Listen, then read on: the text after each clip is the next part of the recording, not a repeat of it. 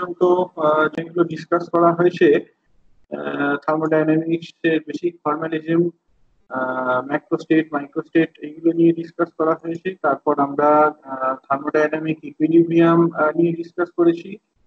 এরপর কিছু thermodynamic coordinates, thermodynamic observables, equation of state এগুলো নিয়ে ডিসকাস করা হয়েছে। থার্মোডাইনামিক অবজারভেবলস বা থার্মোডাইনামিক ফাংশন গুলোকে কিভাবে ব্রডলি ক্লাসিফাই করা যায় স্টেট ফাংশন পাথ ফাংশন হিসাবে সেটা ডিসকাস করা হয়েছে। এরপর কিছু প্রপার্টিজ, সেগুলোকে আরেক রকম ভাবেও ক্লাসিফাই করা যায় depending on weather this properties depend on the size or the volume of the system, extensive properties and intensive properties. তো বিভিন্ন রকম থার্মোডাইনামিক সিস্টেমের ক্ষেত্রে এক্সটেন্সিভ প্রপার্টি কোনগুলো, ইন্টেন্সিভ প্রপার্টি কোনগুলো, এগুলো নিয়ে আমরা ডিসকাস করেছি। একদম বেসিক যে ফর্মালিজম সেটা নিয়ে মোটামুটি ভাবে ডিসকাস করা হয়েছে। এরপর আজকে আমরা কিছু ম্যাথামেটিক্যাল প্রিলিমিনারিজ নিয়ে ডিসকাস করব। এগুলো তোমরা মোটামুটি ভাবে বিভিন্ন জায়গাতে দেখেই এসেছো, একটু রিভিউ করে নেব এবং দুটো চারটে এক্সাম্পলস যে থার্মোডাইনামিক্স আমাদের কোথায় কেমন কাজে লাগানো যেতে পারে এইগুলো সেই সম্পর্কে দুটো একটা এক্সাম্পলস এখানে ডিসকাস করব। কিন্তু এইটার যে অ্যাপ্লিকেশন সেটা ওয়াইড, থার্মোডাইনামিক্স এর পুরো কোর্সটাতেই দেখবে এই ম্যাথামেটিক্যাল পার্ট গুলো কাজে লাগানো হচ্ছে। মেনলি রেসিপ্রোকাল রিলেশন, তারপর সাইক্লিক রিলেশন, তারপর তোমার এক্সাক্ট ডিফারেন্সিয়াল, ইনএক্সাক্ট ডিফারেন্সিয়াল, এই সমস্ত কনসেপ্ট গুলো আমাদের বিভিন্ন জায়গাতে কাজে লাগাতে হবে। যখন আমরা একটা থার্মোডাইনামিক অবজারভেবলের সাথে মানে কতগুলো থার্মোডাইনামিক অবজারভেবলস কে রিলেট করব, সেখানে আমরা দেখবো এই ম্যাথমেটিক্যাল পার্ট গুলো, ম্যাথমেটিক্যাল টুল গুলো খুব হেল্পফুল হচ্ছে। তো সেটাই একটু ফর্মাল ওয়েতে এখানে প্রথমে ডিসকাস করে নেওয়া হবে। আগে আমরা ডিসকাস করেছি, আগে আমরা বলেছি যে কোন একটা থার্মোডাইনামিক সিস্টেমে কিছু থার্মোডাইনামিক কোঅর্ডিনেটস রয়েছে যাদের টার্মে আমি সিস্টেমটাকে ডেসক্রাইব করে থাকি। যেমন একটা যদি হাইড্রোস্ট্যাটিক সিস্টেম হয়, chemically defined hydrostatic system, chemically defined homogeneous fluid system যদি থাকে, তাহলে এখানে থার্মোডাইনামিক কোঅর্ডিনেটস গুলো হচ্ছে পিভিটি। দেখে এসেছি যে equation of states relates the thermodynamic coordinates. Equation of state of a system in equilibrium সেটা বেসিক্যালি কি একটা ইকুয়েশন বা একটা রিলেশন, যে রিলেশনটা এই থার্মোডাইনামিক কোঅর্ডিনেটস গুলোকে রিলেট করে। অর্থাৎ ইকুয়েশন অফ স্টেটটাকে আমরা সবসময় এফ অফ পিভিটি এইরকম ভাবে লিখতে পারবো। একটা ডিফারেন্ট থার্মোডাইনামিক সিস্টেমের ক্ষেত্রে জিনিসটাকে যেহেতু থার্মোডাইনামিক কোঅর্ডিনেট গুলো আলাদা, কাজেই সেখানে আমাদের ইকুয়েশন অফ স্টেটটা এরকম F of X Y Z equals to 0 এইরকম ফর্মে হবে। তো এটাকে একদম পুরোপুরি ম্যাথমেটিক্যাল ভিউ পয়েন্ট থেকে দেখো। Suppose X Y Z are three variables, suppose X Y Z are three variables and they are related by this equation. এই এক্স ওয়াই জেড তিনটে ভেরিয়েবল, এই তিনটে ভেরিয়েবল ধরে নাও এই রিলেশনটা দিয়ে রিলেটেড। এখান থেকে খুব পরিষ্কার যে F of X Y Z equals to 0, এই কথার মানে হচ্ছে যে you can treat any two of the three variables as independent of each other. এখানে আমরা তিনটে ভেরিয়েবলের কথা বলছি এক্স ওয়াই জেড, যেহেতু F of X Y Z equals to 0, তোমার এখানে যে কোনো দুটো ভেরিয়েবলকে ইন্ডিপেন্ডেন্ট হিসাবে ট্রিট করতে পারো। আর যে ভেরিয়েবলটা সেটা এই ইকুয়েশন অফ স্টেটটা থেকে বা এই ইকুয়েশনটা থেকে বের করে নেওয়া যায়। ওকে, কাজেই আমরা যদি এক্সটাকে বের করতে চাই, এক্সটাকে লিখতে পারি as function of Y Z, এক্সটাকে লেখা যেতে পারে as function of Y and Z. অর্থাৎ ওয়াই আর জেড কে আমরা যদি ইন্ডিপেন্ডেন্ট ভেরিয়েবল হিসাবে ট্রিট করি, এক্সটাকে ওয়াই জেড এর ফাংশন হিসাবে লিখে ফেলতে পারবো। হ্যাঁ, এটা দেখেছো ম্যাথামেটিক্সে টেলর্স থিওরেম থেকে দেখেছো যে, না অয়েলার্স থিওরেম থেকে দেখেছো যে ডিএক্সটাকে কিভাবে লেখা যায়। ডিএক্সটাকে লেখা যায়, যেহেতু তোমার এক্সটা ওয়াই আর জেড এর ফাংশন, কাজে ডিএক্সটাকে লিখতে পারি as del X del Y at constant z into dy plus del x del z at constant y into dz। Fine. ঠিক একই রকম ভাবে যদি আমরা y টাকে ডিপেন্ডেন্ট ভেরিয়েবল বলতাম, অর্থাৎ x আর z কে ইন্ডিপেন্ডেন্ট ভেরিয়েবল হিসেবে ট্রিট করতাম, তাহলে y টাকে x আর z এর ফাংশন হিসেবে রিপ্রেজেন্ট করা যেতে পারত। Any infinitesimal change in y could be represented by equation 2। del y del x at constant z into dx plus del y del z at constant x into dz। আর বাকিটা needless to say যে x আর Y কে যদি আমরা independent variable হিসাবে নিই তাহলে জেডটাকে X আর ওয়াই এর ফাংশন হিসাবে রিপ্রেজেন্ট করা সম্ভব। অর্থাৎ ডিজেডটাকে আমরা লিখতে পারবো as del Z del X into DX plus del Z del Y into DY. এই আইডিয়াটা ক্লিয়ার? এখন আমরা জিনিসটাকে আরেকটু ডিটেলে স্টাডি করি, করে এই রেসিপ্রোকাল রিলেশন আর সাইক্লিক রিলেশন গুলোকে এক্সট্রাক্ট করব। 1 নাম্বার আর 2 নাম্বার ইকুয়েশন এই দুটো থেকে দেখো কিভাবে জিনিসটাকে রিপ্রেজেন্ট করা যায়।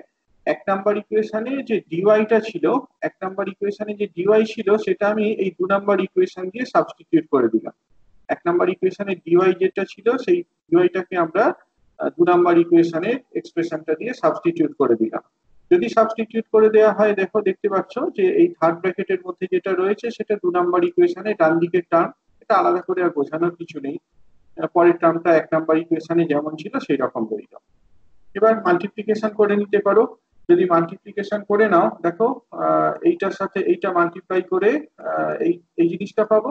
আর পরেরটার সাথে যদি মাল্টিপ্লাই করো এখানে কি ডিজেট রয়েছে, এখানেও ডিজেট রয়েছে, ডিজেটটাকে কমন নিয়ে এরকম ভাবে লিখতে পারো। ফাইন। তাহলে 3 নাম্বার ইকুয়েশনে আমরা একটা রিলেশন পেয়েছি। এই 3 নাম্বার ইকুয়েশনের যে রিলেশনটা সেটা বেসিক্যালি ইকুয়েশন 1 এন্ড ইকুয়েশন 2 এই দুটোকে ক্লাব করে করা হয়েছে। ওকে, পরের স্লাইডে 3 নাম্বার ইকুয়েশনটা আবার আমি এখানে লিখেছি। যেমনটা বলছিলাম যে এক্স ওয়াই জেড এখানে তিনটে variable, F of X Y Z equals to 0। কাজে আমি যে কোনো দুটো ভেরিয়েবলকে ইন্ডিপেন্ডেন্ট হিসাবে ট্রিট করতে পারি। 3 নাম্বার ইকুয়েশনটার দিকে তাকিয়ে দেখো, 3 নাম্বার ইকুয়েশনে ভেরিয়েবল কিন্তু দুটো, একটা হচ্ছে এক্স, ভেরিয়েবল এক্স, আর আরেকটা হচ্ছে জেড। 3 নাম্বার ইকুয়েশনে দুটো ভেরিয়েবল রয়েছে, তাহলে আমি এক্স আর জেড কে ইন্ডিপেন্ডেন্ট ভেরিয়েবল হিসাবে ট্রিট করতে পারি। যে কোনো দুটো ভেরিয়েবলকে ইন্ডিপেন্ডেন্ট হিসাবে ট্রিট করা যায়। 3 নাম্বার ইকুয়েশনে এক্স আর জেড দুটো ইন্ডিপেন্ডেন্ট ভেরিয়েবল রয়েছে, তাহলে আমরা এক্স আর জেড কে ইন্ডিপেন্ডেন্ট ভেরিয়েবল হিসাবে ট্রিট করে কি পাই দেখো। এই 3 নাম্বার ইকুয়েশনে বাম দিকে ডিএক্স এর কোএফিসিয়েন্ট কত 1, whereas ডান দিকে ডিএক্স এর কোএফিসিয়েন্ট কত এইটা del X del Y into del Y del X. Okay, তাহলে যদি কম্পেয়ার করি উই হ্যাভ, যদি কম্পেয়ার করি এরকম ভাবে, তুমি অন্যরকম ভাবে বলতে পারো, আই মিন ডিজেটটাকে 0 করেও বলতে পারো, কিছু যায় আসে না। যাই করো না কেন দেখতে পাচ্ছ যে ডিএক্স ডিএক্স এর কোএফিসিয়েন্ট ইকুয়েশনটার বাম দিক আর ডান দিকে যদি কম্পেয়ার করি, দি আউটকাম ইজ দিস। ডিএক্স এর কোএফিসিয়েন্টটাকে যদি বাম দিক আর ডান দিক ইকুয়েট করি তাহলে we have del X del Y at constant z into del y del x at constant z is product equal to 1। তাহলে রেডিলি আমরা জিনিসটাকে রিরাইট করতে পারি অ্যাজ দিস। এরকম ভাবে রেডিলি জিনিসটাকে রিরাইট করা যায় del x del y সমান 1 by del y del x। This is what is known as reciprocal relation. এটাই বেসিক্যালি রেসিপ্রোকাল রিলেশন। হ্যাঁ, ঠিক একই রকম ভাবে যদি 3 নাম্বার ইকুয়েশনটার দিকে তাকাও দেখো 3 নাম্বার ইকুয়েশনে বাম দিকে ডিজেড এর কোএফিসিয়েন্ট 0। ইকুয়েশনটার বাম দিকে এই যে বাম দিকটাতে কোনো রকম ডিজেড নেই, ডিজেড এর কোএফিসিয়েন্ট 0, whereas ডান দিকে ডিজেড এর কোএফিসিয়েন্টটা এই থার্ড ব্র্যাকেটের মধ্যে যেটা হয় সেইটাকে দেয়া রয়েছে। তাহলে দুটোকে আমরা ইকুয়েট করে লিখে ফেলতে পারি এইরকম ভাবে, দুটোকে ইকুয়েট করে আমরা এরকম ভাবে লিখে ফেলতে পারি এই 3 নাম্বার ইকুয়েশনে ডিজেড এর যে কোএফিসিয়েন্ট সেইটা তাহলে 0, অর্থাৎ del X del Y into del Y del Z এই যে প্রোডাক্টটা, এই প্রোডাক্টটা তাহলে মাইনাস অফ দিস থিং এইটার সাথে সমান।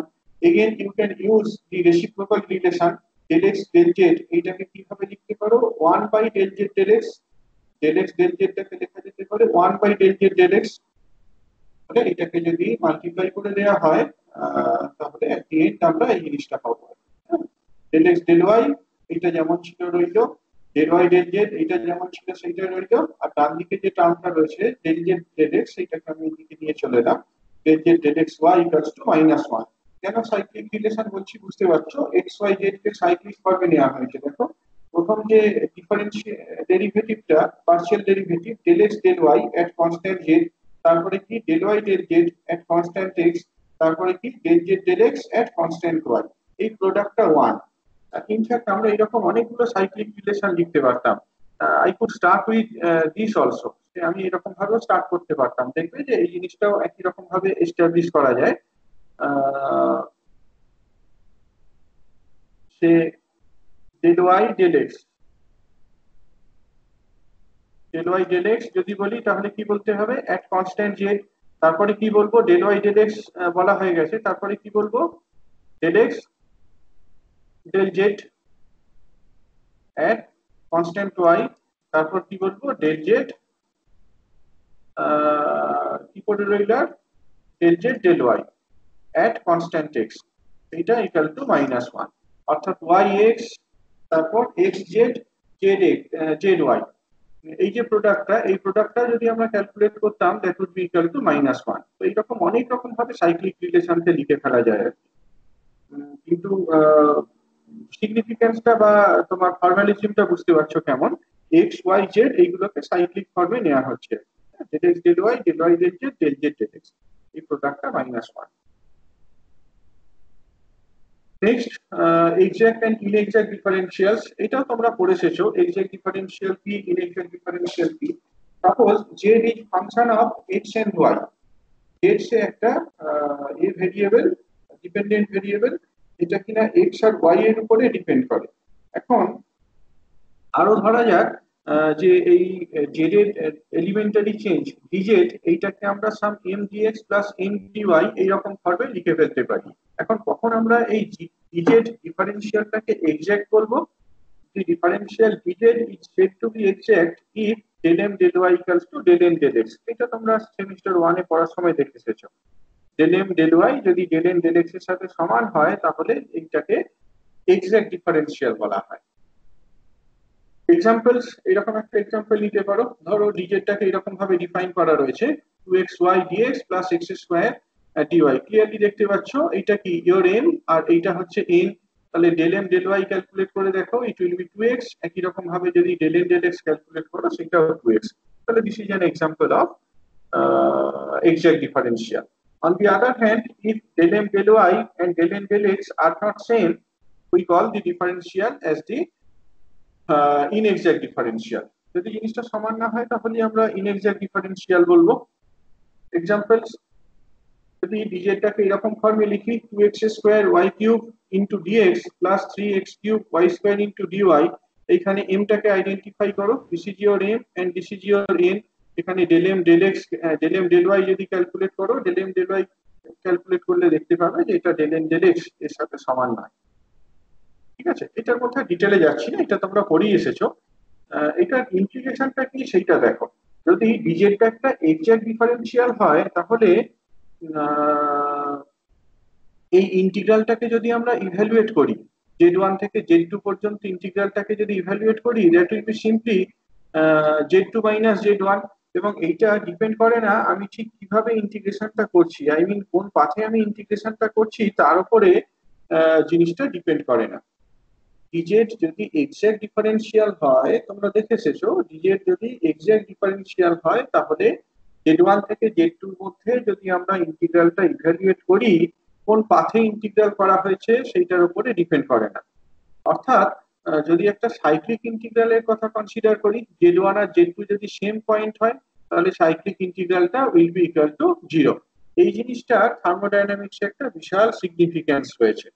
দেখো কিরকম, আমরা আগের দিনকে পড়ে এসেছি যে থার্মোডাইনামিক্সে কিছু অবজারভেবলস রয়েছে যাদেরকে আমরা স্টেট ফাংশনস বলে এসেছি, আর কিছু ফাংশনস রয়েছে যাদেরকে আমরা পাথ ফাংশনস বলে এসেছি।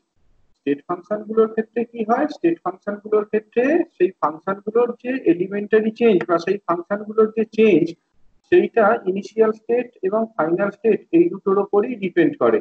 হ্যাঁ, কিভাবে আমি ইনিশিয়াল স্টেট থেকে ফাইনাল স্টেটে গেছি তার উপরে ডিপেন্ড করে না। ফর এক্সাম্পল, আমরা ইন্টারনাল এনার্জির কথা বলেছিলাম, একটা সিস্টেম যখন একটা ইকুইলিব্রিয়াম স্টেট থেকে আরেকটা ইকুইলিব্রিয়াম স্টেটে যাচ্ছে, ইন্টারনাল এনার্জি চেঞ্জটা শুধুমাত্র ফাইনাল স্টেট আর ইনিশিয়াল স্টেটের উপরই ডিপেন্ড করে। আমি ইনিশিয়াল স্টেট থেকে ফাইনাল স্টেটে কোন পাথ বা কোন থার্মোডাইনামিক প্রসেস ফলো করে গেছি তার উপরে ডিপেন্ড করে না।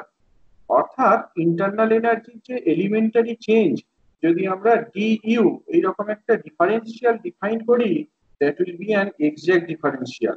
আমরা ইন্টারনাল এনার্জি যদি কোনো একটা এরকম ডিফারেন্সিয়াল ডিফাইন করি DU, that will be an exact differential. একই রকম ভাবে এনট্রপি, এনথালপি, এরকম আরো কয়েকটা থার্মোডাইনামিক ফাংশনের নাম আমরা শুনেছি যেগুলো স্টেট ফাংশনস।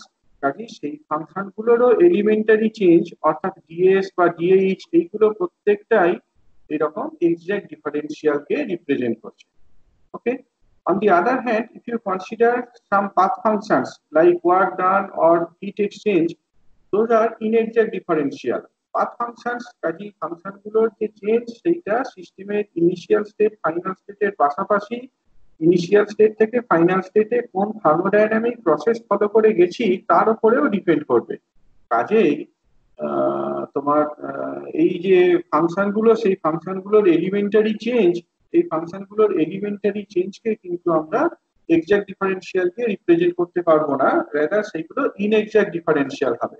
থার্মোডাইনামিক্সে আমরা একটা কনভেনশন ফলো করি, যদি তোমার এটা এক্সাক্ট ডিফারেন্সিয়াল হয়, ডিজেট যদি এক্সাক্ট ডিফারেন্সিয়াল হয় সেটাকে আমরা এরকম ডিজেট সিম্বল দিয়ে নোট করি। অন দি আদার হ্যান্ড যদি ডিজেটটা একটা ইনএক্সাক্ট ডিফারেন্সিয়াল হয় তাহলে এই ডি ক্রস এরকম একটা সিম্বল ইউজ করি আর কি। হ্যাঁ, হিট এক্সচেঞ্জের ক্ষেত্রে এরকম ডি ক্রস কিউ বা তোমার ওয়ার্ক ডানের ক্ষেত্রে ডি ক্রস ডব্লিউ এরকম ধরনের একটা সিম্বল ইউজ করা হয়। থার্মোডাইনামিক্সে যেখানেই দেখবে এরকম ডি ক্রস কিউ বা ডি ক্রস ডব্লিউ এরকম ধরনের একটা সিম্বল ডিনোট করা রয়েছে, সিম্বল দিয়ে জিনিসটাকে প্রেজেন্ট করা রয়েছে, করেসপন্ডিং কোয়ান্টিটিটা একটা পাথ ফাংশনকে রিপ্রেজেন্ট করে। করেসপন্ডিং যে ফিজিক্যাল অবজারভেবলটা সেইটা একটা পাথ ফাংশনকে রিপ্রেজেন্ট করে এবং তার এলিমেন্টারি চেঞ্জটা একটা ইনএক্সাক্ট ডিফারেন্সিয়াল কে রিপ্রেজেন্ট করছে। এই বলো এখানটায় কনভেনশনটার মধ্যে কোনো ডাউট থাকলে বলো।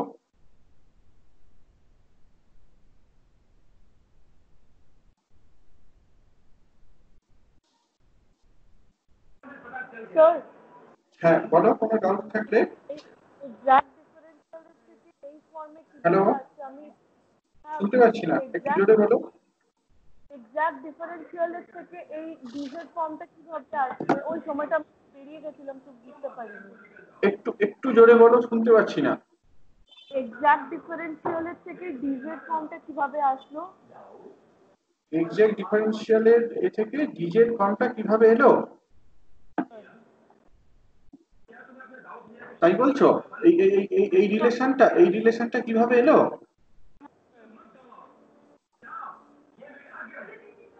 হ্যালো, হ্যাঁ স্যার। হ্যাঁ এইটা তো আগে দেখে এসেছো তোমরা যখন সেমিস্টার ওয়ানে পড়েছো, সেখানে দেখে এসেছো। ধরো আমি জাস্ট ওই যে এক্সাম্পলটা নিয়েছিলাম, সে ডিজে ইকুয়ালস টু কি বলেছিলাম, 2xy dx plus X square DY. এইটা কি একটা এক্সাক্ট ডিফারেন্সিয়াল দেখতে পাচ্ছ, M dx plus N DY, যেখানে ডেল এম ডেল ওয়াই এবং ডেল এন ডেল এক্স দুটোই তোমার 2x এর সাথে সমান। এটা এক্সাক্ট ডিফারেন্সিয়াল। যদি এটা এক্সাক্ট ডিফারেন্সিয়াল হয় তাহলে এটাকে আমরা এরকম ভাবে লিখতে পারতাম, দেখো D of X square Y এরকম ফর্মে লিখে ফেলতে পারতাম। কাজে এইটা যদি ইন্টিগ্রেট করি, তাহলে জিনিসটা কি হবে, এটার ইন্টিগ্রেট করলে বেসিক্যালি এটা কি এক্স স্কোয়ার ইন্টু ওয়াই এইটার সাথে সমান হবে। যে কোনো একটা এক্সাক্ট ডিফারেন্সিয়াল তার যদি ইন্টিগ্রেশন করা হয় তাহলে সেই ইন্টিগ্রেশনটা শুধুমাত্র ইনিশিয়াল পয়েন্ট আর ফাইনাল পয়েন্টের উপরই ডিপেন্ড করবে। ঠিক আছে?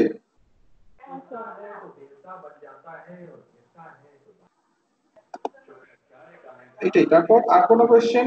কনভেনশনটা যেটা বললাম থার্মোডাইনামিক্সে যে কোনো জায়গাতে যদি দেখো এরকম ডি ক্রস সামথিং দেয়া রয়েছে তাহলে বুঝতে পারবে যে বাই ডেফিনিশন সেই জিনিসটা তোমার একে রিপ্রেজেন্ট করছে, আই মিন পাথ ফাংশনকে রিপ্রেজেন্ট করছে। ফিজিক্যাল কোয়ান্টিটিটা পাথ ফাংশনকে রিপ্রেজেন্ট করছে এবং ওই যে ডিফারেন্সিয়ালটা সেটা একটা ইনএক্সাক্ট ডিফারেন্সিয়ালকে রিপ্রেজেন্ট করছে।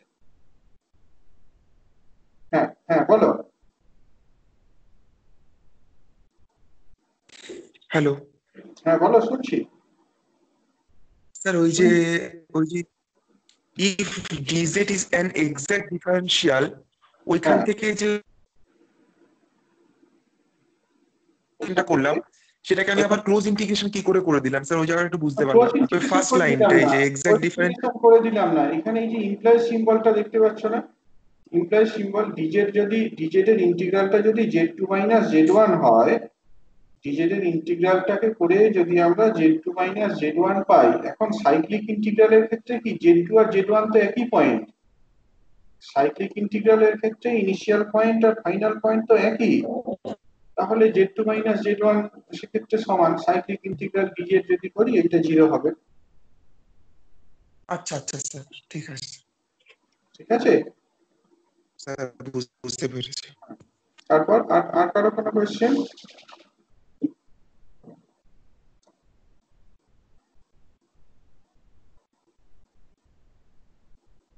ঠিক আছে, আমরা পরের টপিকে মুভ করি।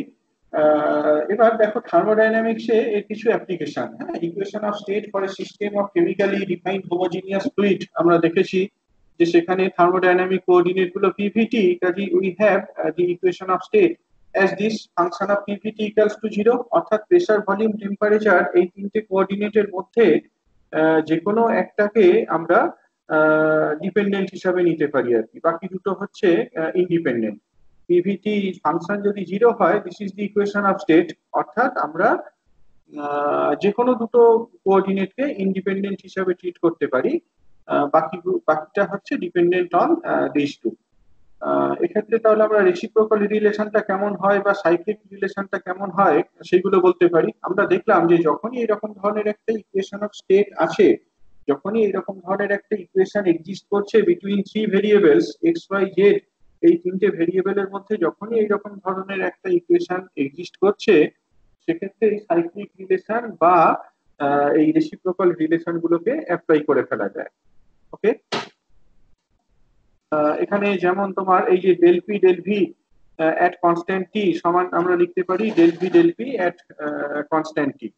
ঠিক একই রকম ভাবে অন্য এগুলো করা যেতে পারতো আর কি, I mean del T at constant P, better I write it, এইরকম ভাবেও বলতে পারতাম আর কি, মানে যেখানে যেমন দরকার হবে সেই রকম ভাবে জিনিসগুলোকে ইউজ করতে হবে। ডেল টি পি এইটাকে আমরা এরকম ভাবে বলতে পারতাম 1 by del T del P, এটা একটা সাইক্লিক রিলেশন, এই সরি রেসিপ্রোকাল রিলেশন। নেক্সট এখানে যেটা দেখানো হয়েছে সেটা একটা সাইক্লিক রিলেশনকে দেখানো হয়েছে, del P del T and del P. Okay, এটাই হচ্ছে তোমার বেসিক্যালি সাইক্লিক একটা রিলেশন আর কি। নেক্সট দেখো এই যে equation of state F of PVT equals to 0, যেটা বলছিলাম যে প্রেসারটাকে আমরা ভলিউম আর টেম্পারেচারের ফাংশন হিসাবে রিপ্রেজেন্ট করতে পারি, অর্থাৎ ডিপিটাকে এরকম ভাবে লেখা যায় পি এর এলিমেন্টারি চেঞ্জ সেইটাকে আমরা এরকম ফর্মে লিখে ফেলতে পারি। পি এর যে এলিমেন্টারি চেঞ্জ সেইটাকে del V at T into dV plus del T at P into dT, এরকম ফর্মে লিখতে পারি। ওকে, next we could write down the volume as a function of pressure and temperature, এটাকে আমরা প্রেসার আর টেম্পারেচারের ফাংশন হিসাবে লিখে ফেলতে পারতাম।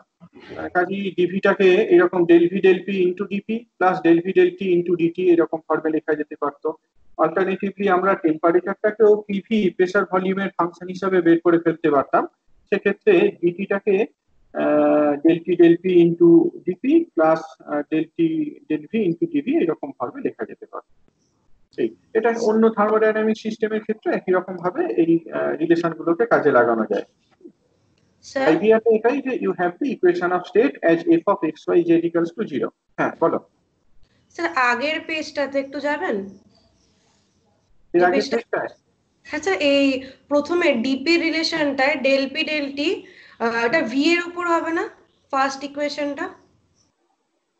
এইটা হ্যাঁ, ডিপি না স্যার, এটা ডিপি ইকুয়ালস টু ডিপি এইটা যেটা আমি মার্ক করলাম এইটা না স্যার, এটা না, তাহলে এই সাইক্লিক রিলেশন নিচেরটা ডিপি ইকুয়ালস টু ডিপি, আচ্ছা del V into DV del T into, সেটা ভি এর রেসপেক্ট হবে না সেকেন্ড টার্মটা? এমভি হবে। ও এইটা এইটা এইটা ওকে, এইটা পিটা ভুল হয়েছে, রাইট, এইটা স্যার। বলছো তাই তো? হ্যাঁ হ্যাঁ স্যার, হ্যাঁ, এটা বি এর রেসপেক্টে হবে না? রেসপেক্টে নয়, ভিটা কনস্ট্যান্ট, কনস্ট্যান্ট হ্যাঁ, ভিতে বিটা হবে। কনস্ট্যান্ট রেখে। হ্যাঁ হ্যাঁ, এটা টাইপিং এর, ঠিকই ঠিকই ধরেছো, ঠিকই ধরেছো, হ্যাঁ এটা ভি হবে, ঠিক। আর বাকিগুলো ঠিক আছে, এগুলো খুব সিম্পল ম্যাথামেটিক্স আর কি, খুব সিম্পল ম্যাথামেটিক্স, এগুলো তোমরা জানোই, জাস্ট একটু রিভিউ করে নেওয়া আর কি। আচ্ছা, এরপর কিছু ম্যাথামেটিক্যাল ডেফিনিশন, কিছু ফিজিক্যাল কোয়ান্টিটি, সেইগুলোকে আমরা ম্যাথামেটিক্যালি কিভাবে ডিফাইন করতে পারি দেখো। You remember thermal coefficient of volume expansion at constant pressure. Thermal coefficient of volume expansion, কোন একটা গ্যাসের ভলিউম এক্সপ্যান্ড করতে পারে উইথ রেসপেক্ট টু টেম্পারেচার। প্রেসারটাকে কনস্ট্যান্ট রেখে আমরা ভলিউমটাকে এক্সপ্যান্ড করতে পারতাম। একই রকম ভাবে তোমার টেম্পারেচারটাকে কনস্ট্যান্ট রেখে as a function of pressure আমরা ভলিউম এক্সপানশনটাকে বোঝাতে পারতাম। ওকে, অ্যাকর্ডিংলি এরকম কয়েকটা প্রপার্টি ডিফাইন করা হয়, বিশেষ করে এরকম ফ্লুইড সিস্টেমের ক্ষেত্রে। প্রথম যেটা দেখাতে চাইছি সেটা হচ্ছে এরকম, thermal coefficient of volume expansion at constant pressure. প্রেসারটাকে যদি কনস্ট্যান্ট রাখা হয় তাহলে ভলিউম এক্সপানশনটা কিভাবে বোঝাবো? দেখো, এরকম ভাবে জিনিসটাকে লিখে ফেলা যায়, 1/v del V del T at P. বুঝতে পারলে কিভাবে লেখা হয়েছে? সিম্বলটার মানেটা হচ্ছে এটাই, এই যে তোমরা বোধহয় এতে ডিফাইন করেছো না, সেই আলফা বিটা গামা এরকম ভাবে পড়েছো না কোন একটা এতে, থার্মাল এক্সপানশন কোএফিসিয়েন্ট। হ্যাঁ স্যার। ধরো গামা, গামা এইটাকে কিভাবে লিখতে, এইটাকে লিখতে না v2 - v1 by what, into কিভাবে T2 লিখতে? minus T1. T2 minus T1. হ্যাঁ হ্যাঁ, 1 into T2 minus right. T1. না, আরেকটা থাকতো, ইনিশিয়াল ভলিউম থাকতো। হ্যাঁ, V1 into T2 দাঁড়াও minus দাঁড়াও T1. দাঁড়াও দাঁড়াও দাঁড়াও দাঁড়াও দাঁড়াও, তোমাদের মতো করে ডিফাইন করি, v - v0/v0 into t - t0, এইরকম ভাবে ডিফাইন করতে না? হ্যাঁ, হ্যাঁ স্যার। হ্যাঁ হ্যাঁ, এরকম ভাবে ডিফাইন করতে ভলিউম এক্সপানশন কোএফিসিয়েন্টটা টেম্পারেচারের রেসপেক্টে। তো এই যে যেটা দেখতে পাচ্ছ, এটা বেসিক্যালি কি, change in volume by change in temperature. দেখো এখানে ম্যাথামেটিক্যালি ঠিক সেই জিনিসটাই রয়েছে, change in volume by change in temperature.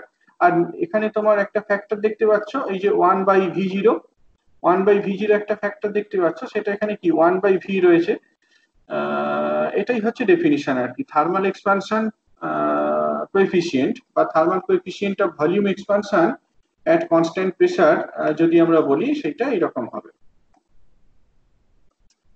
ঠিক আছে, প্রেসারটা কনস্ট্যান্ট। একই রকম ভাবে যদি আমরা প্রেসার কোএফিসিয়েন্টটা ডিফাইন করতাম, যেটা বলছিলাম যে একটা ফ্লুইড সিস্টেমের ক্ষেত্রে ভলিউমটা is a function of pressure and temperature. কাজেই টেম্পারেচারটাকে কনস্ট্যান্ট রেখে আমরা যেমন ভলিউমের ভেরিয়েশন দেখতে পারি উইথ রেসপেক্ট টু প্রেসার, একই রকম ভাবে প্রেসারটাকে কনস্ট্যান্ট রেখে টেম্পারেচারের রেসপেক্টে ভলিউমের ভেরিয়েশনটাকে অবজার্ভ করা যেত। যাই হোক, এক্ষেত্রে এই যে ডেফিনিশনটা, এক্ষেত্রে ডেফিনিশনটা হচ্ছে এইরকম, একই রকম ভাবে আমরা ডিফাইন করব change in volume divided by change in pressure. হ্যাঁ, pressure coefficient of volume expansion যদি ডিফাইন করা হয়, আমরা এইভাবে ডিফাইন করব, change in volume by change in pressure. আগে যেমন আমরা থার্মাল কোএফিসিয়েন্ট ডিফাইন করার সময় করছিলাম change in volume by change in temperature, এখানে কি করব, change in volume by change in pressure. আগে প্রেসারটা কনস্ট্যান্ট ছিল, এইখানে টেম্পারেচারটা কনস্ট্যান্ট। ওকে, আর 1/v ফ্যাক্টরটা মাল্টিপ্লাইড হিসাবে থাকবেই। এখানে ইম্পর্টেন্টলি যেটা দেখতে পাচ্ছ যে একটা নেগেটিভ সাইন রয়েছে, can you explain the origin of negative sign বা মানে significance of this negative symbol? হ্যাঁ স্যার, increase করলে ভলিউম ডিক্রিজ প্রেসার করবে। ভলিউম বাড়ছে, হ্যাঁ, প্রেসার বাড়ালে আমরা তো ভলিউমটা কমবে। ভলিউম কমে যাবে। আমরা তো ওটা আছে। ডিফারেন্সিয়াল নোটেশনে ডিফাইন করছি, অর্থাৎ যে কনভেনশনটা এটাই যে ডিটিটা যদি পজিটিভ হয় ডিভিটা পজিটিভ কিনা। আমরা জানি যে তোমার ডিটিটা পজিটিভ হলে ডিভিটা পজিটিভ হয়, বাট এটা আমরা জানি যে ডিপি যদি পজিটিভ হয় তাহলে ডিভিটা নেগেটিভ হয়, অর্থাৎ with increase in pressure volume decreases, so negative sign signifies that fact, as you increase the pressure the volume is decreased। এটা কি বেসিক্যালি প্রেসার কোএফিসিয়েন্ট বলা হয়। হ্যাঁ, এখানে যে সিম্বলটাকে দেওয়া হয়েছে কেটি টার্মে, এইটা কিছু কিছু জায়গাতে বিটা টি ফর্মেও দেওয়া থাকে আর কি। হ্যাঁ, কিন্তু ডেফিনিশনটা এটা, যদি তোমাকে ম্যাথমেটিক্যালি বলে দেওয়া মানে জিনিসটাকে যদি ইন্টারপ্রিট করা থাকে as the pressure coefficient of volume expansion at constant temperature, তার ডেফিনিশন হচ্ছে এইটা। এবার সেইটাকে তুমি বিটা টি দিয়ে সিম্বলাইজ করতে পারো বা কেটি দিয়ে সিম্বলাইজ করতে পারো, এইটা ডিপেন্ড করছে যে কোন বই ফলো করছো বা তোমার কোয়েশ্চেনে কিরকম দেওয়া রয়েছে। এই জিনিসটাকে অনেক সময় বিটা টি দিয়ে সিম্বলাইজ করা হয়। ইনফ্যাক্ট আমি পরে ভেবেছিলাম যে বিটা টি দিয়ে সিম্বলাইজ করাটাই মোর কনসিস্টেন্ট, তার কারণ এটাকে কম্প্রেসিবিলিটি দিয়ে বোঝালে আর একটু পরিষ্কার হয়। Isothermal compressibility or isothermal bulk modulus.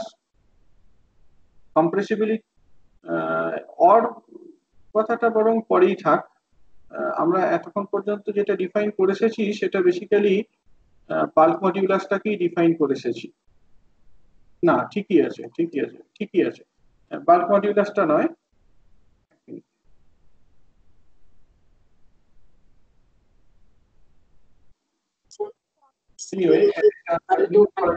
একই জিনিস, আইসোথার্মাল কম্প্রেসিবিলিটি বা আইসোথার্মাল বাল্ক মডিউলাস দুটো একই জিনিসকে বোঝায়। হ্যাঁ, এটা হচ্ছে 1 দি এক্সপানশন কোএফিসিয়েন্ট। আমরা আগে যেটা ডিফাইন করে এলাম পয়েন্ট 2 তে, যেটা ডিফাইন করে এলাম যেটাকে কেটি দিয়ে সিম্বলাইজ করেছি, সেটা যদি রেসিপ্রোকাল নেওয়া হয় we have the compressibility factor. এটাই কম্প্রেসিবিলিটি ফ্যাক্টর বা এটাকেই আমরা আইসোথার্মাল বাল্ক মডিউলাস বলে এসেছি। একটু মনে করার চেষ্টা করো, ইলাস্টিসিটিতে তোমরা পড়ে এসেছো বাল্ক মডিউলাস বলতে কি বোঝায়? Volume stress by volume strain, right? Volume stress by volume strain, this del p is the volume stress, del v by v, del p by v যদি করতে সেটা কি ভলিউম স্ট্রেন কে বোঝাতো। কাজেই এই কোয়ান্টিটিটা তাহলে আইসোথার্মাল কম্প্রেসিবিলিটি বা বাল্ক মডিউলাসকে রিপ্রেজেন্ট করছে, এই আর কি। হ্যাঁ, সিম্বল গুলো ডিপেন্ড করছে তুমি কোন বই ফলো করছো বা কোশ্চেনে কিরকম ভাবে দেওয়া রয়েছে। ইন্টারপ্রিটেশন হচ্ছে এইটা, যদি আমাকে বাল্ক মডিউলাস বলে তার ডেফিনিশন হচ্ছে মাইনাস ভি ডেল ভি। যদি pressure coefficient of volume at constant temperature বলা থাকে তার ডেফিনিশনটা হচ্ছে -1/v del V at constant. এটাই।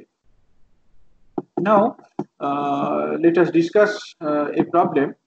ধরো একটা ফ্লুইড সিস্টেম, সেই ফ্লুইড সিস্টেমের ক্ষেত্রে আমরা জানি equation of state is this, F of PVT equals to 0।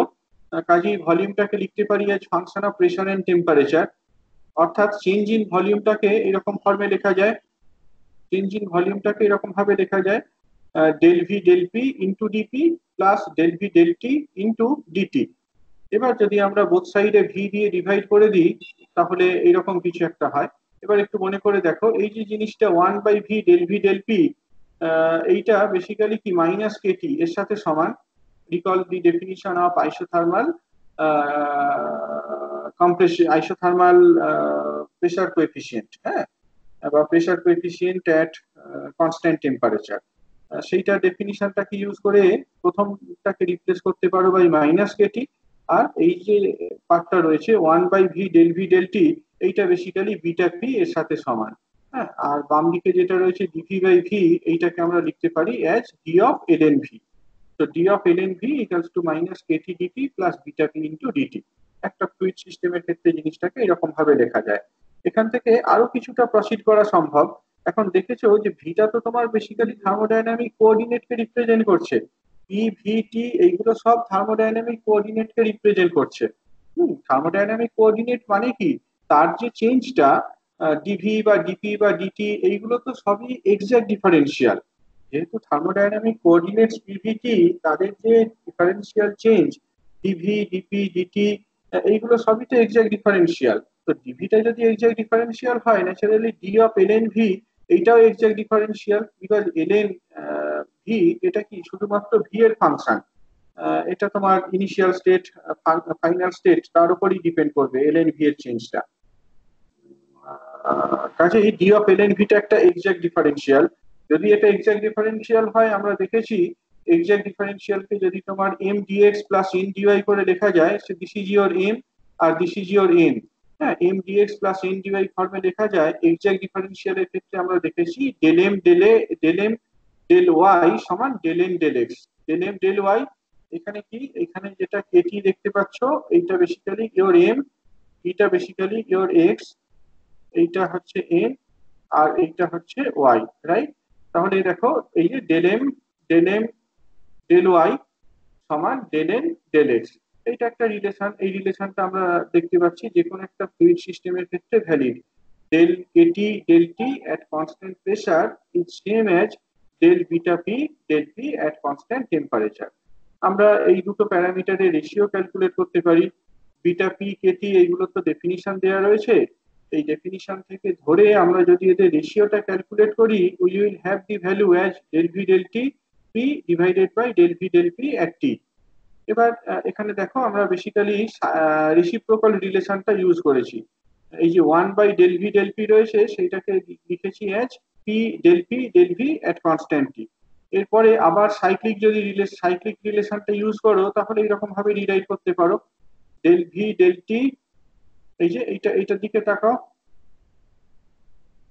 বা কিভাবে বলবে, এখান থেকেই বলতে পারো এই যে del V del P del V T, এই যে এই টার্মটা দেখতে পাচ্ছ, তারপর কি ডেল ভি ডেল টিপি এই টার্মটাও দেখতে পাচ্ছ। তাহলে এই দুটোর প্রোডাক্টটা কি হবে, এই দুটোর প্রোডাক্টটা -1 del T del P at V হবে, তাই না? এই যে দুটো জিনিস, এই দুটোর প্রোডাক্টটা এটা কিসের সাথে সমান, এই দুটোর প্রোডাক্টটা -1 del T del P V এইটার সাথে সমান। আবার এখানে যদি আমরা রেসিপ্রোকাল রিলেশন ইউজ করি, I can rewrite it as minus del p del t at constant v. That's how we can write down the relation. এখানে একটা মাইনাস সাইন ছিল, সেই মাইনাস সাইনটা ওই সাইক্লিক রিলেশনটার সাথে অ্যাডেড হয়ে যাবে, এটা প্লাস হয়ে যাবে। তো বিটা পি বাই কেটি এই রেশিওটা del P del T at constant V এর সাথে সমান, এটা দেখানো যায়। এইরকম ধরনের প্রবলেম পরীক্ষাতে দেওয়া হয় যে একটা ফ্লুইড সিস্টেম আছে, সেই ফ্লুইড সিস্টেমের ক্ষেত্রে ধরো বিটা টি আর কেটি রেসপেক্টিভলি তোমার ওই আইসোব্যারিক ভলিউম এক্সপানশনকে রিপ্রেজেন্ট করছে, আর আরেকটা হচ্ছে তোমার আইসোথার্মাল ভলিউম এক্সপানশনকে রিপ্রেজেন্ট করছে। তাহলে তাদের রেশিওটা যে এইরকম হবে সেটা দেখাতে পারে। এরকম ভাবে তাহলে আমরা জিনিসগুলোকে এস্টাবলিশ করতে পারি। এইগুলোই বলার ছিল ম্যাথমেটিক্যাল রিলেশনের কনটেক্সটে। যদি তোমাদের কোনো প্রশ্ন থাকে বলো, এগুলো প্র্যাকটিস করো আর কি, আমি প্রবলেম সেট অলরেডি দিয়েছি, সেই প্রবলেম সেটগুলো ধরে একটু প্র্যাকটিস করো, তাহলেই ক্লিয়ার হবে। প্রবলেম সেটে প্রথম প্রবলেম সেটটাতে বোধহয় এইরকম একটা এই রিলেশনগুলোর উপর বেস করে কিছু প্রবলেমস রয়েছে, সেখানে এই সিম্বলটার একটা মিসম্যাচ দেখতে পাবে হয়তো, সেটাতে কনফিউজড হয়ে যেও না। কোয়েশ্চেনে যেমন ভাবে সিম্বলটাকে ইন্টারপ্রিট করা রয়েছে সেই ইন্টারপ্রিটেশনটা ধরেই ডেরিভেশনটাকে করবো আর কি। এটি বা বিটা টি এগুলো খুব ইউনিকলি এখানে ডিফাইন করা নেই। বলো, কোনো প্রশ্ন থাকলে বলো।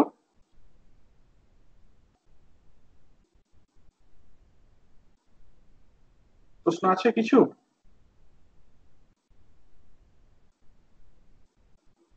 নেই, ওকে, ধরে নিলাম নেই। Next topic is zeroth law of thermodynamics. Zeroth law of thermodynamics তো তোমরা এটা পড়েই এসেছো, ক্লাস 11 বা 12 পড়ে এসেছো। জিরোথ ল অফ থার্মোডাইনামিক্স এর সিগনিফিকেন্সটাও জানো, হোয়াই ইজ ইট জিরোথ ল, সেইগুলোর মধ্যে খুব ডিটেলে গিয়ে কিছু লাভ নেই। আমরা থার্মাল ইকুইলিব্রিয়াম বলতে কি বোঝায় সেটা নিয়ে অলরেডি ডিসকাস করেছি। Zeroth law of thermodynamics says that if two systems are in thermal equilibrium individually with a third system, they will remain in thermal equilibrium with each other. ধরা যাক system A is in thermal equilibrium with system B, and system C is in thermal equilibrium with system B. A আর C দুটো system individually B সিস্টেমটার সাথে thermal ইকুইলিব্রিয়ামে রয়েছে। আমি কিন্তু থার্মোডাইনামিক ইকুইলিব্রিয়ামের কথা বলছি না, I am talking about thermal equilibrium. System A is in thermal equilibrium with system B, system C is in thermal equilibrium with system B. Then Zeroth law implies that systems A and C will remain in thermal equilibrium with each other. That is a fundamental law of thermodynamics. Thermodynamics এর শুরুতেই আমরা বলেছিলাম এখানে আমরা কতগুলো law এর টার্মে টপিকটাকে স্টাডি করব। Zeroth law, first law, second law, third law, এই ল গুলোর কারণেই আমরা থার্মোডাইনামিক্স কোর্সটা স্টাডি করব। তো এই জিরোথ লটা হচ্ছে মোস্ট ফান্ডামেন্টাল একটা ল। জিরোথ ল এর সিগনিফিকেন্স বা মানে জিরোথ ল এর যে এটা জিরোথ ল কেন সেই নামটা তোমরা জানো। ফার্স্ট ল এবং সেকেন্ড ল, এই দুটো ল প্রপোজড হওয়ার পর, ফার্স্ট লটা ফার্স্ট ল হিসেবে প্রপোজড হওয়ার পর, সেকেন্ড লটা সেকেন্ড ল হিসেবে প্রপোজড হওয়ার পর কমিউনিটির মনে হয়েছিল যে এই যে স্টেটমেন্টটা, এই স্টেটমেন্টটা more fundamental and that should be introduced as a law of the thermodynamics. এটা কিন্তু জানাই ছিল, কিন্তু সেটাকে কখনো ল হিসেবে ইন্ট্রোডিউস করা হয়নি। পরবর্তীকালে সেটাকে ল হিসেবে ইন্ট্রোডিউস করা হয় এবং এটা তো more fundamental as compare to first law and second law, কাজেই এটাকে ফার্স্ট ল এরও আগে বসানো হলো, and that is why it is termed as zeroth law of thermodynamics. এটাই এর সিগনিফিকেন্সটা হচ্ছে zeroth law is the concept of temperature. Temperature বলতে কি বোঝায়, এই কনসেপ্টটা এটা একটা বিশাল বড় কনসেপ্ট আর কি। এটা যদি কখনো সুযোগ হয় আমি একটা ক্লাস নেব শুধু টেম্পারেচার, মানে what is regarding the concept of temperature. অনেক রকম ভাবে টেম্পারেচারকে ডিফাইন করা যায়। তো একটা অ্যাপ্রোচ হচ্ছে এই using the zeroth law of thermodynamics. Zeroth law of thermodynamics দিয়ে আমরা টেম্পারেচারটাকে এ করতে পারি আর কি, ডিফাইন করতে পারি বা টেম্পারেচারটাকে এক্সপ্লেন করতে পারি। তোমরা টেম্পারেচারের অন্য কোনো ডেফিনিশন জানো? টেম্পারেচারের অন্য কোনো ডেফিনিশন জানো? What is temperature?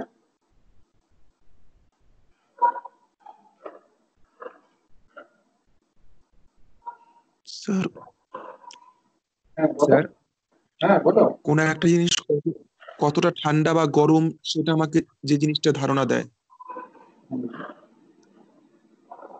আচ্ছা, তারপর আর কোনো ডেফিনিশন? আর কোনো ডেফিনিশন?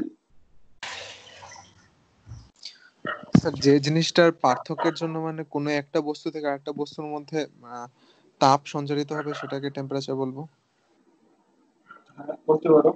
সেটাও দেখো রিলেটেড টু থার্মাল ইকুইলিব্রিয়াম, সেটা রিলেটেড টু থার্মাল ইকুইলিব্রিয়াম। আর কেউ কোনো ডেফিনিশন জানো? মানে জানো এটা এক্সপেক্ট করছি বলেই আমি এতবার জিজ্ঞাসা করছি আর কি। এমন একটা ডেফিনিশন চাইছি যেটা এখনো পাইনি।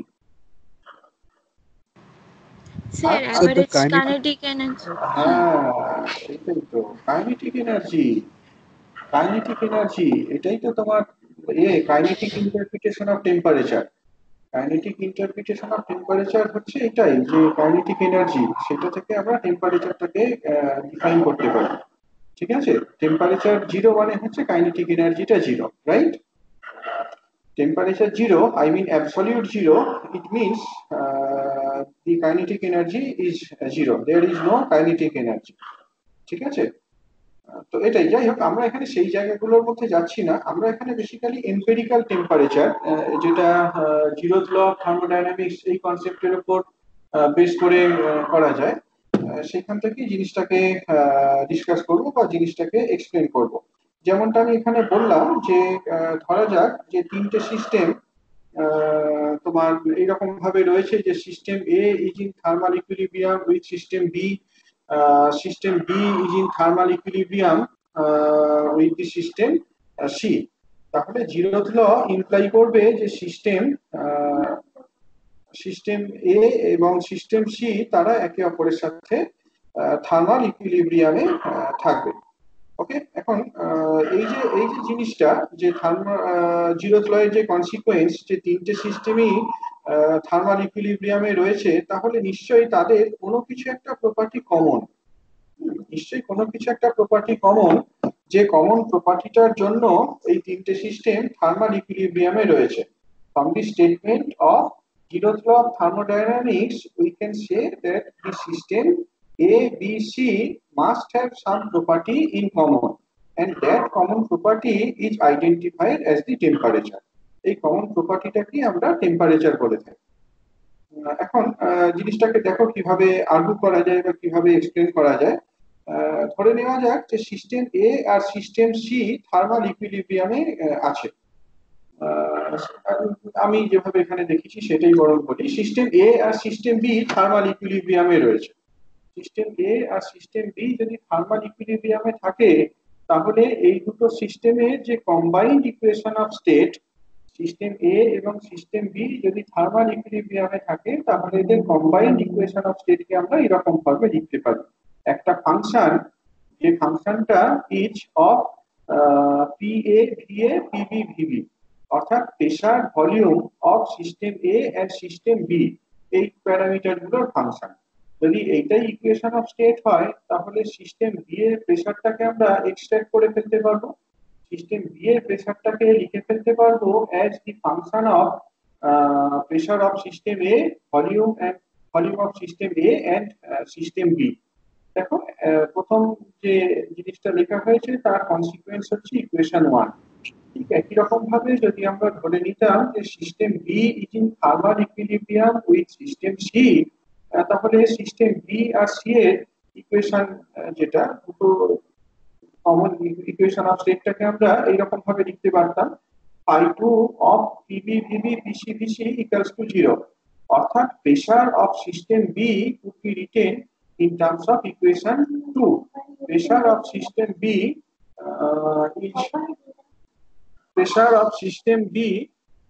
could be written as function of PC VC and VB. Pressure of system C, volume of system C and volume of system B. এবার এই ইকুয়েশন 1 এন্ড ইকুয়েশন 2 এই দুটোকে যদি কম্পেয়ার করো, 1 নাম্বার আর 2 নাম্বার এই দুটো ইকুয়েশনকে কম্পেয়ার করে দেখো, দুটো ইকুয়েশনই আমরা এই সিস্টেম বি এর প্রেসারটাকে রিপ্রেজেন্ট করেছি। ইকুয়েশন 1 এবং 2 দুটোতেই আমরা সিস্টেম বি এর প্রেসারটাকে রিপ্রেজেন্ট করেছি। তাহলে দুটো ইকুয়েশন সেম, অর্থাৎ P A V A VB এদের ফাংশনটা যেমন, পিসি ভিসি ভিবি এই ফাংশনটাও ঠিক একই রকম। That is equation 3। এইটাই। হ্যাঁ, এবার জিরোথ ল এর ইমপ্লিকেশনটা কি? Zeroth law implies that if system A is in thermal equilibrium with B, system B is in thermal equilibrium with C, A and C are in thermal equilibrium, তাহলে A R C thermal ইকুইলিব্রিয়ামে আছে।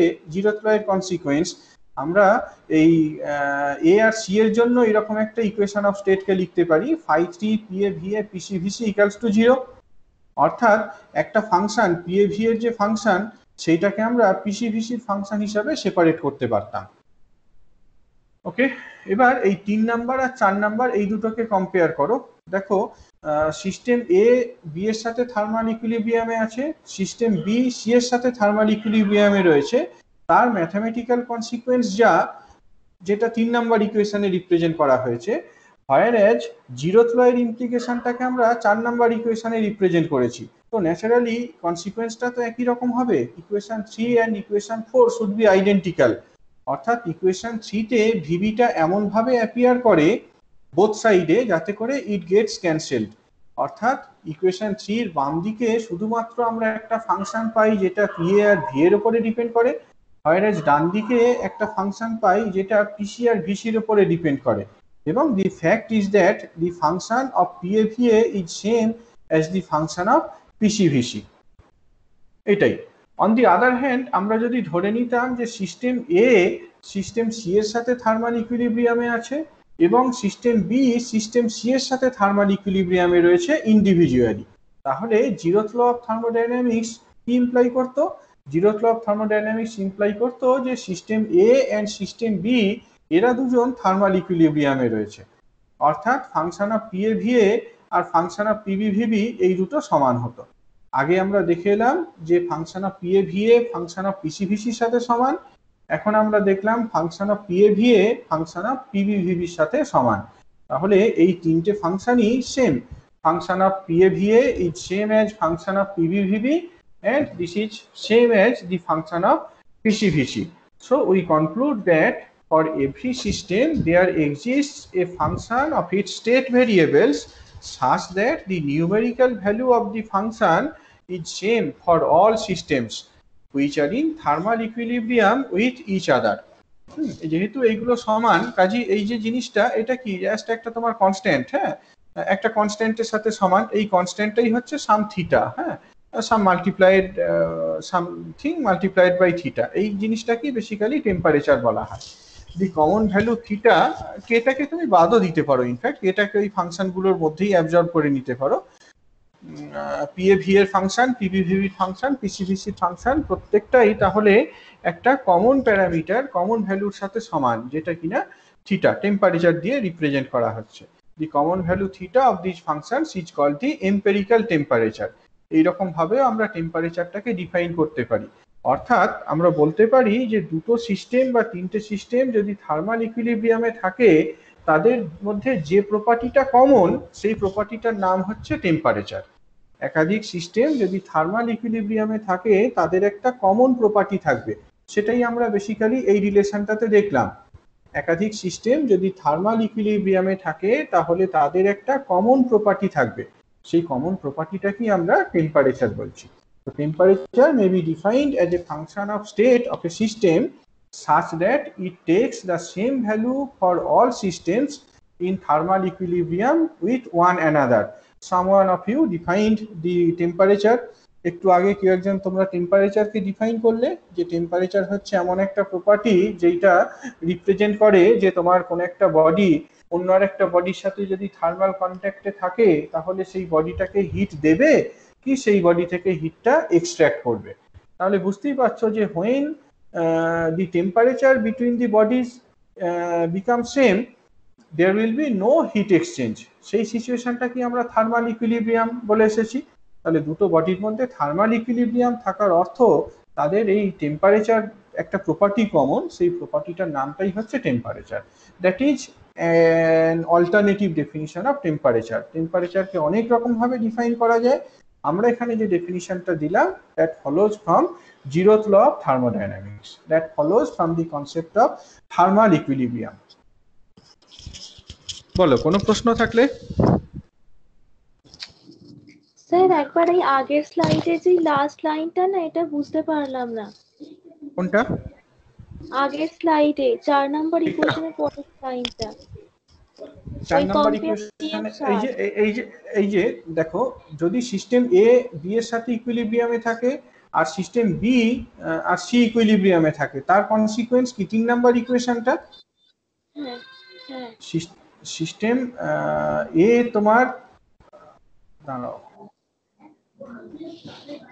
System A আর system B thermal ইকুইলিব্রিয়ামে রয়েছে, ঠিক আছে, আর system B আর C thermal ইকুইলিব্রিয়ামে রয়েছে। তাহলে তাদের ম্যাথমেটিক্যাল কনসিকোয়েন্সটা কি, যে আমি পি এ ভি এ ভিবির একটা ফাংশন পাবো, সেটা পিসি ভিসি ভিবির ফাংশনের সাথে সমান হবে, ঠিক আছে। এবার এটা কি ম্যাথমেটিক্যাল কনসিকোয়েন্স। এবার জিরোথ ল অফ থার্মোডাইনামিক্স কি ইমপ্লাই করে, এই রেজাল্টটা থেকে এ আর বি থার্মাল ইকুইলিব্রিয়ামে রয়েছে, বি আর সি থার্মাল ইকুইলিব্রিয়ামে রয়েছে। জিরোথ ল কি ইমপ্লাই করে, জিরোথ ল ইমপ্লাই করে যে সিস্টেম এ আর সিস্টেম সি এরা থার্মাল ইকুইলিব্রিয়ামে আছে, ঠিক। তার কনসিকোয়েন্স হচ্ছে ইকুয়েশন 4, তার কনসিকোয়েন্স ইকুয়েশন 4। তো এই যে দুটো জিনিস, এদের ম্যাথমেটিক্যাল কনসিকোয়েন্স যা, জিরোথ ল এর কনসিকোয়েন্স ম্যাথমেটিক্যাল কনসিকোয়েন্স সেটাও তো একই রকম হতে হবে। অর্থাৎ 3 নাম্বার ইকুয়েশন আর 4 নাম্বার ইকুয়েশন দুটোকে আইডেন্টিক্যাল হতে হবে। 4 নাম্বার ইকুয়েশনে দেখতে পাচ্ছ বাম দিকে পিএভিএ রয়েছে, ডান দিকে পিসিভিসি রয়েছে, ফাইন। 3 নাম্বার ইকুয়েশনে দেখছো বাম দিকে পিএভিএ ছাড়াও ভিবি রয়েছে, ডান দিকে পিসিভিসি ছাড়াও ভিবি রয়েছে। তাহলে নিশ্চয়ই 3 নাম্বার ইকুয়েশনে ভিবিটা জাস্ট একটা সিম্পল মাল্টিপ্লাইং ফ্যাক্টর হিসাবে অ্যাপিয়ার করে, যাতে করে বোথ সাইডে এটা ক্যান্সেলড আউট হয়ে যায়। আচ্ছা আচ্ছা ঠিক আছে, ঠিক আছে। হ্যাঁ হ্যাঁ হ্যাঁ। আর কোনো কোশ্চেন? আর কোনো কোশ্চেন? এটা পরীক্ষার পরে state zeroth law of thermodynamics and explain the concept of temperature from this law, 2+2, হ্যাঁ 4 নম্বরের একটা কোশ্চেন আর কি। জিরোথ ল স্টেট এবং এক্সপ্লেন করা এবং সেখান থেকে এই জিনিসটা টেম্পারেচারের কনসেপ্টটাকে ডিসকাস করা। এই পার্টটা নিয়ে তাহলে যেগুলো বলার ছিল সেইগুলো শেষ। হ্যাঁ, এরপরে একটা টপিকে যাই, ওয়ার্ক। এইটা সম্পর্কেও তোমাদের একটা ডিটেল আইডিয়া নিশ্চয়ই রয়েছে। ওয়ার্ক বলতে কি বোঝায়, ওয়ার্ক কি? ওয়ার্ক বেসিক্যালি তোমার একটা মানে মেকানিক্যাল ওয়ার্কের কথাই আমরা বলতে চাইছি। There is some force and there is some displacement. আমরা দেখব যে এই ফোর্সটা বিভিন্ন রকমের হতে পারে, মানে ফোর্স মানে যে সবসময় তোমার এরকম ডাইন বা নিউটন ইউনিটে হতে হবে, বা ডিসপ্লেসমেন্ট মানে যে সেটা সবসময় মিটার বা সেন্টিমিটার ইউনিটে হতে হবে, এইরকম নয়।